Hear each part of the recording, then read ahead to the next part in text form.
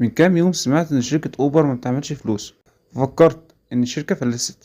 فرحت بسرعة بصيت على القيمة السوقية بتاعت الشركة، لقيتها وصلت ل158 مليار دولار.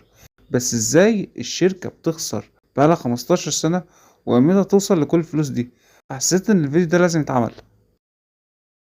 قناة ستارت اب بنقدم محتوى عن ريادة الأعمال والبزنس والاستثمار، وأفكار كتير ممكن تفيدك لو أنت بتبدأ بزنس جديد أو حتى لو اوريدي بدأت.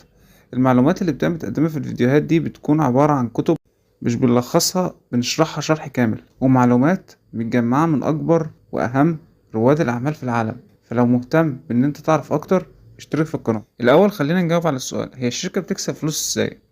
أي شركة بتقدم أي خدمة أو منتج بتصرف على المنتج مثلا 10 دولار، وتغلفه وتشحنه ب5، وفي الآخر تبيعه ب20. يعني هي كده بتكسب 5 دولار. يعني ده معناه إن الشركة بتكسب في المنتج اللي هي بتعمله 25%. بس هل هو ده فعلا اللي بيحصل؟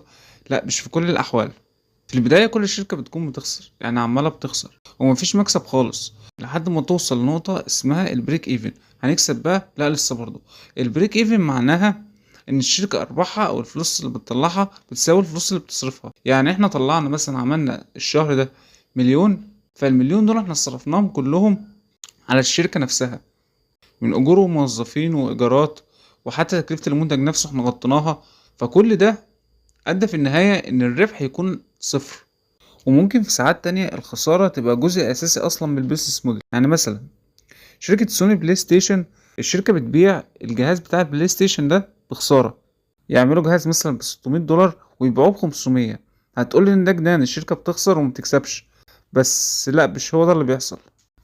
هنا بتيجي الصياعة، الشركة بتكسب فلوس من كل حاجة حرفيا انت بتعملها على الجهاز بعد لما تشتريه. يعني مثلا اي لعبة انت بتشتريها من الستور او اسطوانة بتاخد نسبة من الارباح. عشان تلعب اونلاين على الجهاز هتحتاج ان انت تشترك في اشتراك البلاي ستيشن بلس، وبرضه هتدفع فلوس عليه. اي سكين او اي حاجة او اي مثلا حاجة انت بتشتريها جوه اللعبة نفسها، برضه الشركة بتاخد فلوس عليها. والاكسسوارات زي الدراعات والسماعات وغيرها من الاكسسوارات بيبقى ليها هوامش ربح محترمة جدا. وفي شركات تانية بتخسر بالقصد عشان تسوق لنفسها وتنشر اسمها ما بين الشركات. وده انت هتلاحظه في اي محل بيفتح جديد، ان هو اول لما بيفتح بيكون عامل عروض ومرخص الاسعار جدا.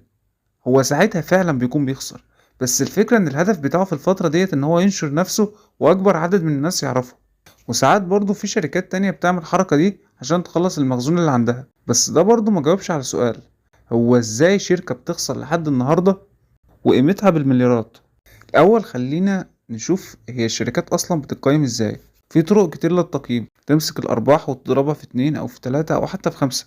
ممكن تشوف معدل النمو قد ايه وتحسب على أساسه. بس الإجابة القصيرة الشاملة للموضوع ده هي البريدكشن، إن أنت بتتوقع الشركة هتعمل كام، وعلى الأساس ده أنت بتقيمها. مثلا احنا دلوقتي في عصر ال AI، كل الناس بتتكلم عنه وفي شركات كتير بتطلع في المجال ده. والأرقام اللي أنت بتسمعها إن شركة مثلا باعت ب2 مليار دولار، ده مش لأن الشركة دي بتحقق الأرباح دي ولا حتى 10% منها. الفكرة كلها إن ال AI متوقع إن هو يكون الإنترنت الجديد، البترول الجديد، الحاجة اللي هيبقى ليها قيمة كبيرة جدا في المستقبل.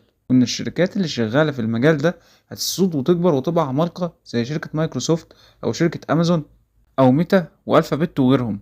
وحتى أنت هتلاحظ نفس تأثير التوقع ده، إن مثلا إن شركة زي ميتا تعمل إعلان لنضارة جديدة، والإعلان ده يلاقي استحسان من الجمهور، مباشرة هتبدأ إن أنت تلاقي إن أسهم الشركة بدأت تعلى والقيمة بتاعتها ضربت في السماء. وفي نفس ذات الوقت هتلاقي إن زي ما حصل في الفترة الأخيرة بعد ظهور ديب سيك، فاللي بيخلي إن الشركة زي انفيديا تنزل 500 مليون دولار، وشركة تانية زي ميتا أسهمها تطلع بعد إعلان النضارة الجديدة، هو التوقع. إن متوقع إن شركة انفيديا هتخسر كتير جدا من العملاء بتوعها بسبب وجود منافس أرخص بكتير منها، أو إن ميتا بالنضارة الجديدة بتاعتها هتبيع كتير وهتنتشر وهتحقق مكاسب كبيرة جدا.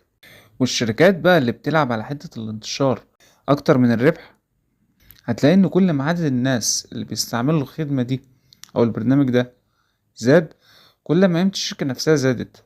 هما عندهم 10 مليون النهاردة، بكرة بقوا 100 مليون.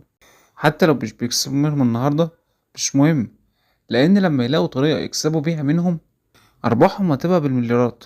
وفي نفس الوقت دي بتلعب مشكلة، لأن لو البرنامج أو الخدمة قعدت تكبر وتتوسع وعدد الناس يكبر ويزيد والتكلفة تزيد على الشركة جدا، من غير ما تلحق ان هي تلاقي طريقة تكسب بيها من عدد المستخدمين الكبير ده، ممكن الشركة للأسف تفلس وتقفل.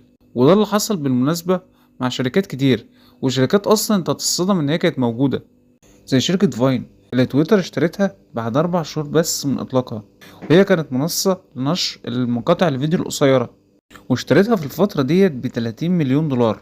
بس لأن الشركة كانت عمالة بتنمو بسرعة جدا، وعدد مستخدمينها وصل في فترة من الفترات ل200 مليون مستخدم، بس في نفس ذات الوقت الشركة ما كانتش بتطلع فلوس خالص، ما كانش ليها أي مصدر ربح. الشركة انتهت طبعا وفلست واتقفلت، وتويتر وقفت البرنامج. بس هم عملوا حاجة مهمة جدا، وهم ان اثبتوا ان في سوق في المكان ده، في سوق للمقاطع الفيديو القصيرة.